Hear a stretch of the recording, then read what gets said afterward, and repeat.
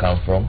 I mean, no Uda, Uhuru Tena Marakumi. You go to Migori, just in the neighborhood of your county, and we have the same story, stages being painted. Now you go to central Kenya, and we have this Wasimlima Kenya. What exactly is happening? This is a new phenomenon. We've always had a situation where we say, uko juu, we will vote like this, but hapa chini we will make a decision.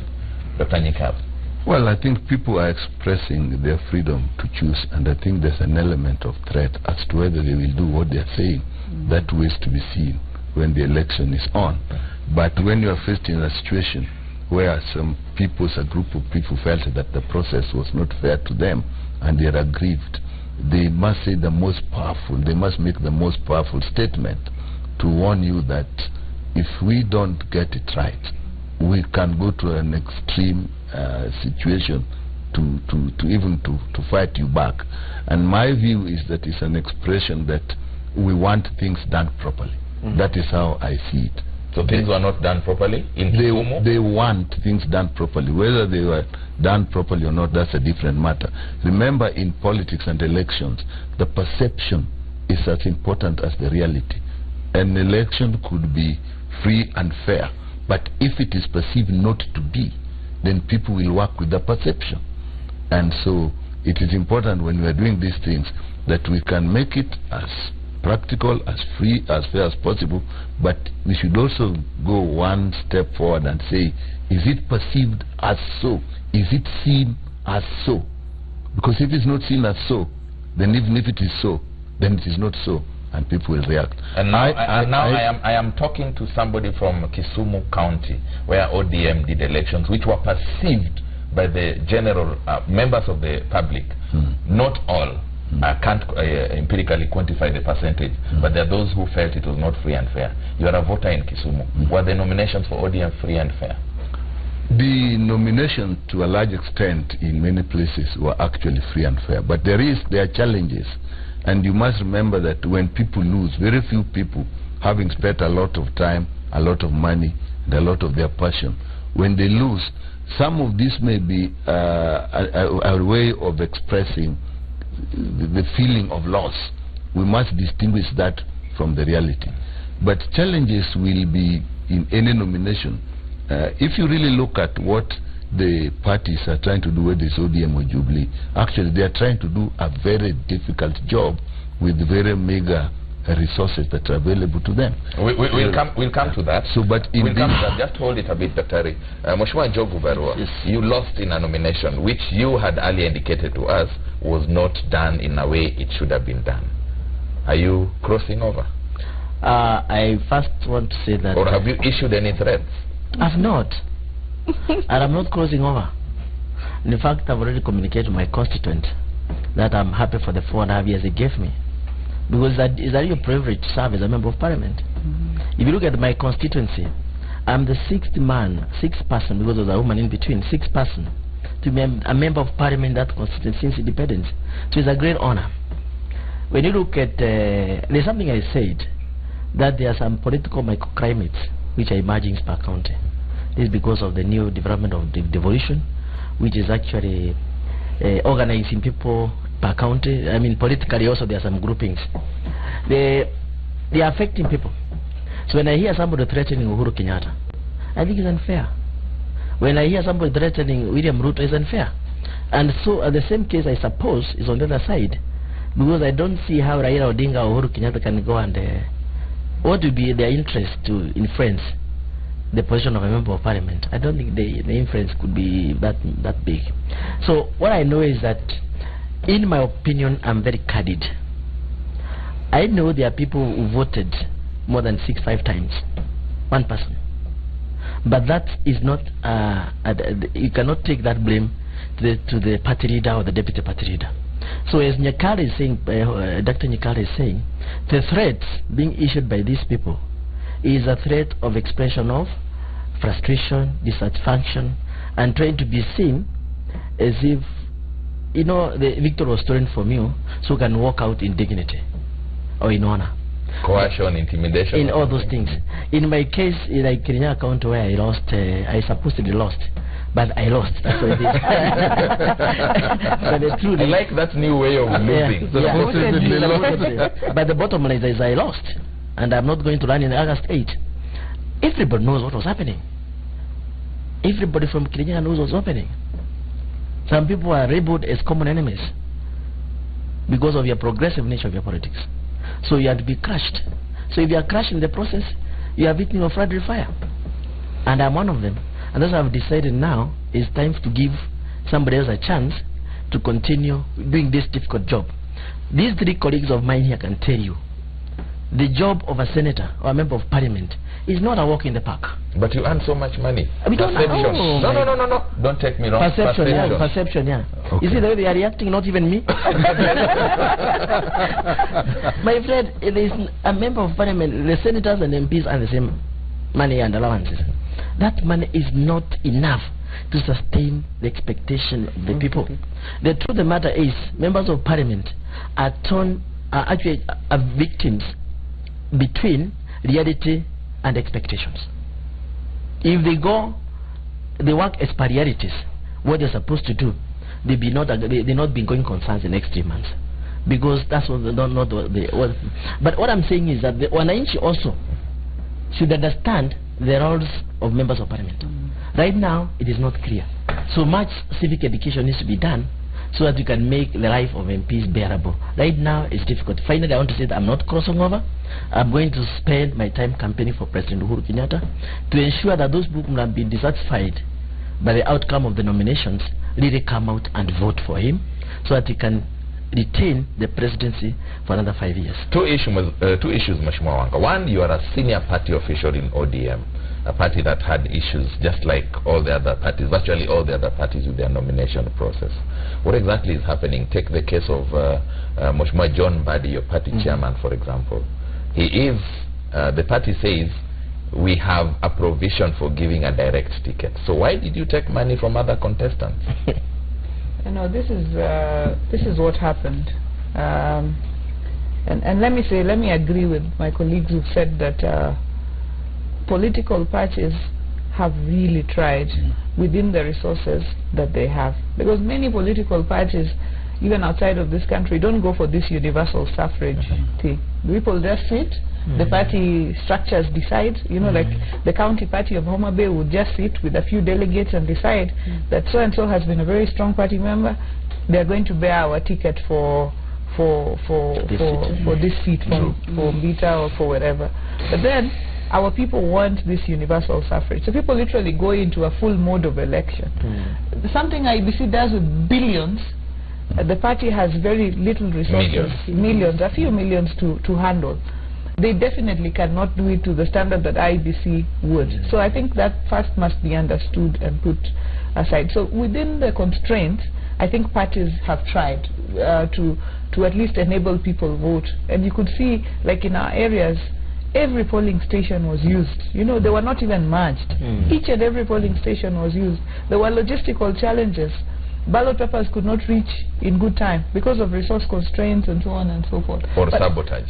Or sometimes sabotage, but many times it was just a logistical nightmare. What Daktari was saying about a ministry having so many staff, but you find that one person, one logistician who has to do everything, and they were not able to do that sometimes. But nevertheless, people got to vote. Now, the problem came in when now tallying of votes and so on now happened.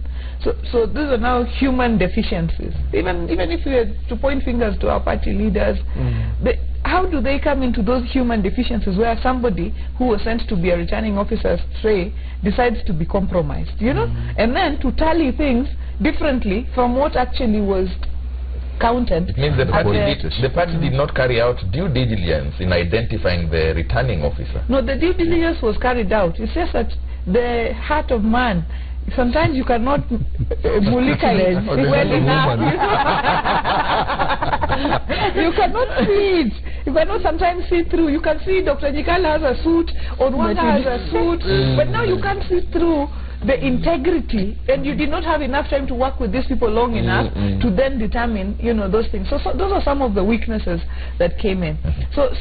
And even on the Suba case that you have said, nominations were held. Yes. But now there was a dispute, and they said that this should now be redone. You see, but now looking at the time available, the party decided that we have 3 ways of nominating. We can use direct, we can use delegates, or we can use universal suffrage. So the first nomination was by universal suffrage, but there was a dispute. There were challenges. Yeah, there was a dispute. No, the people actually voted, the votes were counted, but then the results, the dispute came about after the result announcement. So the party decided that if the tribunal said that they should go back for nomination, then they take another one of their other mechanisms of nomination, which is direct, and that is acceptable within the laws that the party submitted with the IBC. So I think this is what is being discussed. So is there a likelihood that the other contestants will get a refund? No. Why? No. The process was already undertaken. The process was already undertaken. The resources they gave have already used. They participated. And they counted. They have participated. A result has been announced. Senator Joy Gwendo, if this job of being a representative in the Senate and the National Assembly is as difficult as Njogu Barua is trying to convince me, so why do you have to go to the trouble of paying a returning office, compromising a returning officer, politicians hiring goons? I'm not saying any of you here have done that, but why do you people go to that extent? Before I get, I would like to make a I want to clarify what I meant by difficult. I want to say that for any responsible leader, any politician who wants to achieve good things for his community is a very difficult job. But any politician who is going there to joke around with the population, give them lip service, the job becomes easier. So for issue and result-oriented politician is a real challenge because it's a full-time job. That's what I meant by it. I'm not saying it's impossible, but unfortunately right now it's difficult. It's difficult if you want to achieve what is called community social change. Why would you break your back to do a difficult job? You know, Charles, there is something that Mheshimiwa Gladys has said, that people can come out there to, you know, we present ourselves that I want to vie for this, I want to vie for this. But that personality that somebody comes from home with, you cannot change it. If that is the kind of person who has to go for leadership with goons or bribing the returning officer, how are you supposed to change that? That is how that person was born. But I have to say something. The fact that people could come out and say that no Uda Uhuru Tena, or no, you know, like the way they no Mandago, Tunenda Nasa, to me it shows that Kenya, we have grown. There is growth in this country. That is an indication of growth. I mean, 10 years ago, would somebody go to the streets and say such things and things are just okay with you? There is growth, although it looks negative and all, but there is growth, and we are going somewhere where democracy is seeing the light of day. And there is an advert I saw running on, I think on Citizen TV, about Kagua Kabla Uchague. As much as they make that noise, let us look at the leaders before we choose them. Let us look at somebody who actually can or will do things that will change the lives of our people. Right now there is a lot of cries. So if you are that person who wants to choose the person who came to the polling station and, you know, made noise or people were hurt, then you as the electorate, you're also participating in bringing this country down. So we need to kague kabla tuchague. Quite interesting. You need to look at the kind of leadership you put in positions of authority before you elect. Let me say something about but even as you say that thing, Daktari, you know what Mheshimiwa Njogu Barua is talking about? It's not that what you leaders are able to do or are promising to do come from nowhere. It's you people who go to the platforms and say, mkinichagua, nitajenga daraja hapa. Why do you lie to constitution? I want to say something. Human beings are made, and there are two kinds of people. There are people who adjust to life as it is, do everything so that they can survive as things are without changing. There are some people who in them say, no, we cannot go on like this. This thing has to improve. I would like this thing done. That is innate in people. And so a lot of people in politics have actually looked at it, because I've been around quite a bit in various aspects of the society. A lot of people come out into politics with fairly good intentions, and they actually want to bring change, and they'll put their resources, their energy. If you look at the lives of politicians, at the end of it you wonder why, if you took all the politicians you know throughout their lives, what has been the outcome? In many cases you would have said, why did they go into this? But the satisfaction that there is a school that was done, there is a bridge that was done. Now, in that mix, there are also people who just go because they think there's money in it. I'll agree with it. If you go into politics because you think you're going to make money, sorry, we're not going to do it. Or protect your wealth? Or I don't know that because I've never had anybody. So, but there are people who genuinely want to bring change. And then you get into the spirit of competition.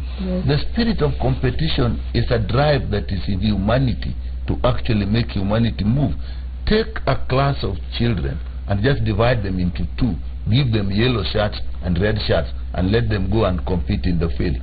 Immediately they distinguish, I'm yellow, we are red, and they fight to the death. Now that group desire to survive is important, and some people are made in politics to do that. It's not that I'm going there to improve myself. You know, if you ask politicians, at the end of it, will your life be better? You know it may not be, but I want this thing done, and I want it done. The charlatans that are lying about to get benefits, they also actually don't do very well at the end. But it is not an easy life to be a politician. We'll be taking another short commercial break, and when we come back, we look at a question people have been asking. Are we experiencing a political generational change in the nomination wave that we had? This is captured on page 5 of the Daily Nation. Crossed fingers as big names await their fate. We have a situation where the renowned household names in politics over the years have fallen by the way in these nominations. But just after this short commercial break.